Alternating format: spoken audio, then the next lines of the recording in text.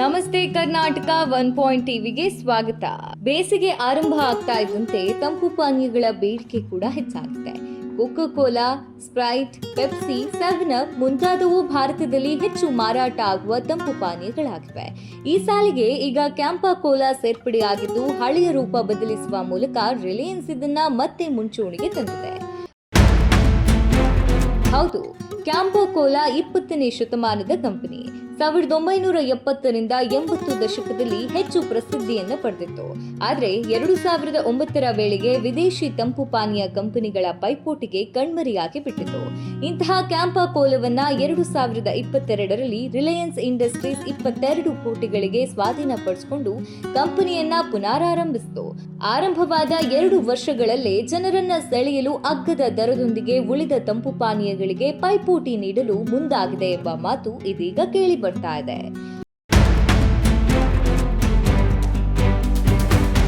ಅಗ್ಗದ ದರ ನಿಗದಿಗೊಳಿಸಿ 2 ವರ್ಷದಲ್ಲೇ ದೊಡ್ಡ ಹೆಜ್ಜೆ ಇಡಲು ಮುಂದಾದ ಈ ಕಂಪನಿ ವಿಶಾಲ ಮಾರುಕಟ್ಟೆ ಹೊಂದಲು ಜನರ ಆದ್ಯತೆ, ಬೇಡಿಕೆಗಳನ್ನ ಅರಿತು ತಂತ್ರಗಳನ್ನ ರೂಪಿಸ್ತಾ ಇದೆ. ತಜ್ಞರ ಪ್ರಕಾರ ಕಡಿಮೆ ಬೆಲೆಯ ಮಾರಾಟ ಸುದೀರ್ಘ ಯಶಸ್ಸಿಗೆ ಸಹಕರಿಸುವುದಿಲ್ಲ. ಆದರೆ ಬೆಲೆ ಕಡಿತಗೊಳಿಸುವ ಮೂಲಕ ಎದುರಾಳಿಗಳಿಗೆ ಪೈಪೋಟಿ ನೀಡುವುದು ರಿಲಯನ್ಸ್ಗೆ ಹೊಸತಲ್ಲ. ಟೆಲಿಕಾಂ ಕ್ಷೇತ್ರದಲ್ಲೂ ಇಂತಹ ತಂತ್ರದಿಂದಲೇ ಜಿಯೋ ಪ್ರಸಿದ್ಧಿ ಪಡೆಯಿತು. ಆರಂಭಿಕವಾಗಿ ಲಾಸ್ ಆದರೂ ಕೂಡ ಅಂಬಾನಿಯ ದೈತ್ಯ ಕಂಪನಿಗೆ ಇದು ದೊಡ್ಡ ನಷ್ಟ ಎನಿಸುವುದಿಲ್ಲ. ಆರಂಭಿಕವಾಗಿ ಅಗ್ಗದ ದರ ಹೆಚ್ಚು ಆಕರ್ಷಕವಾಗಿರುತ್ತೆ. ಅಲ್ಲದೆ ಬೇಸಿಗೆಯಲ್ಲಿ ರುಚಿಯನ್ನ ಲೆಕ್ಕಿಸದೆ ಗ್ರಾಹಕರು ಕಡಿಮೆ ಬೆಲೆಯ ತಂಪು ಪಾನಿಗೆ ಬೇಡಿಕೆ ಇಡ್ತಾರೆ. ಪೆಪ್ಸಿ, ಕೋಕೋ ಕೋಲಾಗೆ ಹೋಲಿಸಿದ್ರೆ ಕ್ಯಾಂಪಾ ಕೋಲಾ ಸುಮಾರು 30% ಕಡಿಮೆ ದರ ಹೊಂದಿದೆ. ಕೆಲವು ವರದಿಗಳ ಪ್ರಕಾರ ಇತರೆ ತಂಪು ಪಾನೀಯಗಳು ಬೆಲೆ ಕಡಿತಗೊಳಿಸುವ ಸಂದರ್ಭವನ್ನ ಈಗ ರಿಲಯನ್ಸ್ ಉಂಟು ಮಾಡಿದೆ.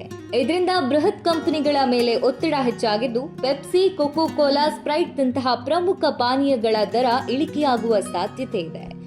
ಪ್ರತಿ ವರ್ಷ ಮಾರ್ಚ್ ತಿಂಗಳಲ್ಲಿ ಸಾಮಾನ್ಯವಾಗಿ ಕೋಕೋ ಕೋಲಾ ಬ್ರ್ಯಾಂಡ್ ಪ್ರಚಾರಕ್ಕಾಗಿ ಕೊಂಚ ದರ ಇಳಿಕೆ ಮಾಡುತ್ತೆ. ಇದು ಕಂಪನಿಗೆ ನಷ್ಟವನ್ನ ಉಂಟು ಮಾಡೋದಿಲ್ಲ. ಆದ್ರೆ ಕ್ಯಾಂಪಾ ಕೋಲಾ ಅದಕ್ಕೆ ಟಕ್ಕರ್ ಕೊಡುವಂತೆ ಕಾಣ್ತಾ ಇದೆ.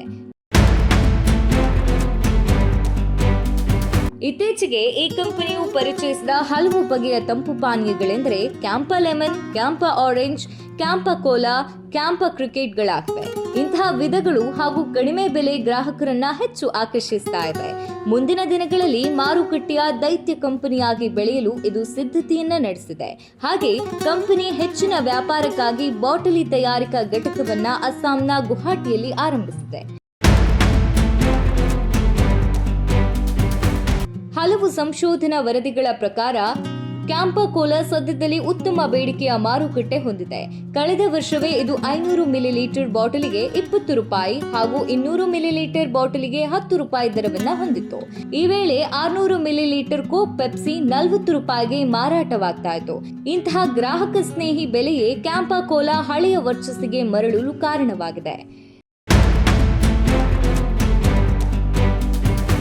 ದೇಶದ ಜನರ ಬೇಡಿಕೆಯನ್ನ ಸರಿಯಾಗಿ ಅರಿತುಕೊಳ್ಳುವ ರಿಲಯನ್ಸ್ ಆರಂಭದಲ್ಲಿ ತನ್ನ ಎಲ್ಲಾ ಬ್ರ್ಯಾಂಡ್ಗಳ ಪ್ರಸಿದ್ಧಿಗೆ ಅದನ್ನ ಬಳಸಿಕೊಳ್ಳುತ್ತಿದೆ.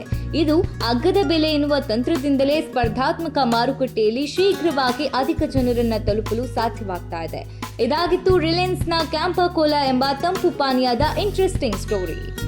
ಮತ್ತಷ್ಟು ಇಂತಹ ವಿಷಯಗಳೊಂದಿಗೆ ಮುಂದಿನ ಸಂಚಿಕೆಯಲ್ಲಿ ಸಿಗ್ತೇವೆ. ಇದು 1 ಟಿವಿ.